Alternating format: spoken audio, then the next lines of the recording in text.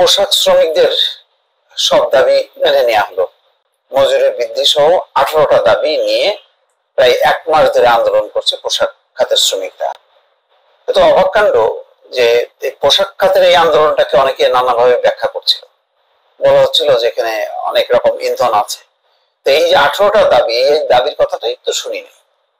তো 18টা দাবি কেন পূরণ হয়নি, কি কারণে পূরণ হয়নি, কাদের কারণে পূরণ হয়নি, নাকি মালিকরা মনে করছে যে রাজনৈতিক পট পরিবর্তন হয়েছে, ফলে এটা তাদের একটা বিজয় হয়েছে, আর শ্রমিকদের কোনো অবদান নেই, তাদের একটা পরাজয় হয়েছে। শ্রমিকরা তো মনে হতে পারে যে তারাও তো আন্দোলন করছে শিল্প এলাকাগুলোতে, সরকারের বিরুদ্ধে যে দলে দলে মাঠে নামছে, মালিকরা নামছে না শ্রমিকরা? তো শ্রমিকরা তো দাবি করবে পরিবর্তিত অবস্থায় তাদেরকে ঠকানো হয়েছে, এতদিন তারা শেখ হাসিনা সরকারের কারণে মাঠে নামেনি, তো তারা তো দাবি আদায়ের জন্য মাঠে নামতেই পারে। তো এই আন্দোলনটাকে কেন আমার অবাক লাগে যে এতদিন জিয়ে রাখা হলো, এবং এটা তো ভয়ঙ্কর ক্ষতি হলো। এটা আন্তর্জাতিক পর্যায়ে যদি দেখে, একটা দেশে মাসের পর মাস এই ধরনের শ্রমিক অসন্তোষ হয়, 50-60টা করে কারখানা বন্ধ হয়ে যায়, তখন তো তারা আর মনে করবে যে না বাবা, আমরা যে রপ্তানি অর্ডার দেবো বাংলাদেশে, সেই অর্ডারে আমাদের মাল তো আমরা পাবো না, তাই অন্য জায়গায় যাই। ভিয়েতনামে তো হয় না,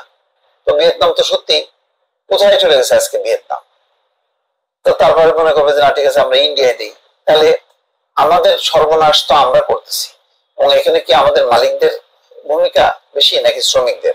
শ্রমিকরা যেই দাবিগুলো করছে সেগুলো কি ন্যায়সঙ্গত না? আমার কাছে হলো প্রশ্ন। আমি আজকে এটা দেখলাম যে শ্রমিকদের হাজিরা বোনাস বাড়ছে, নিম্নতম মজুরি বাস্তবায়ন হবে। কি জিনিস?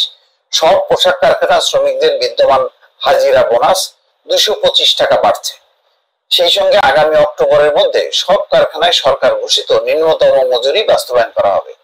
এছাড়া 10ই অক্টোবরের মধ্যে কারখানা কর্তৃপক্ষকে শ্রমিকদের সব বকেয়া মজুরি পরিশোধ করতে হবে।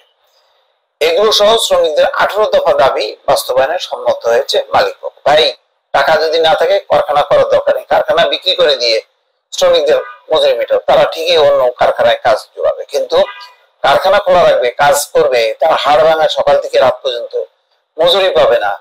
আর এই যে এই 100-200 টাকা জন্য এত হাহাকার এই মালিকদের, আমি এটাও বুঝলাম না। এই 18 দফার দাবি তো আমি আগে শুনলাম না। এই প্রথম আগে বলা হচ্ছিল যে না, এর এক এক সময় এক এক রকম দাবি নিয়ে মাঠে নামছে, অর্থাৎ শ্রমিকরা মনে হচ্ছে যেন দুর্বৃত্ত, শ্রমিকরা কোনো একটা উদ্দেশ্য নিয়ে তারা যেন আন্দোলন করছে, এমন একটা ধারণা দেওয়া হতো। এখন তো দেখা যাচ্ছে যে না, এই যে সব পক্ষের মিটিং এর মধ্য দিয়ে একটা সিদ্ধান্ত পাওয়া গেল। তো যাই হোক, আমাদের আসলে যে কোনো কিছু অর্জনটা এমনি এমনি হয় না, অনেক রক্তপাত হয়, শ্রম যায়, ক্ষতি হয়, তারপরে আমাদের হুঁশ হয়।